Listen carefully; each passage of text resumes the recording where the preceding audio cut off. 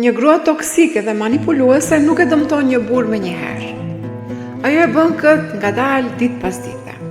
Ajo injoron nevojat e tij, e minimizon kur hapet, e tall për ndjeshmërinë e tij dhe e bën të ndihet sikur gjithmonë ka diçka që nuk shkon me ta. Filtrimi me të tjerët, para syve të tij, ftohtësia emocionale dhe përdorimi i afërsisë si mjet kontrolli, bëhet mënyra për ta mbajtur në pasiguri. Ajo e shtyn kufirin e tij vazhdimisht, duke e testuar durimin e tij dhe duke e quajtur vetë kontrollin e tij dobësi. Dhe kur ai më në fund lodhet, mbyllet ose largohet, ajo shfaqet si viktim. Shiko si u bë, thot ajo, u fto, u bë agresiv, u bë i pamëshirshëm.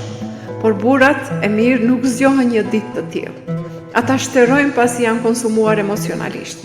Kur ai thot mjaft, ajo qan, akuzon dhe luan rolin e të lënduarës, por nuk është viktim. Është shkaktarja që qanë për pasojat. Jo sepse nuk e dinte çfarë po bënte, por sepse nuk mendonte se ai do të kishte forcën të largohej. Shumë burra nuk u bën të ftohtë, ata thjesht u mpin për të mbijetuar. Marrëdhëniet e shëndetshme ndërtohen me respekt dhe përgjegjësi emocionale. Ato toksike ushqen nga kontrolli, poshtrimi dhe manipulimi i heshtur. Kjo video nuk është për të sulmuar, është për të dalluar të vërtetën nga loja.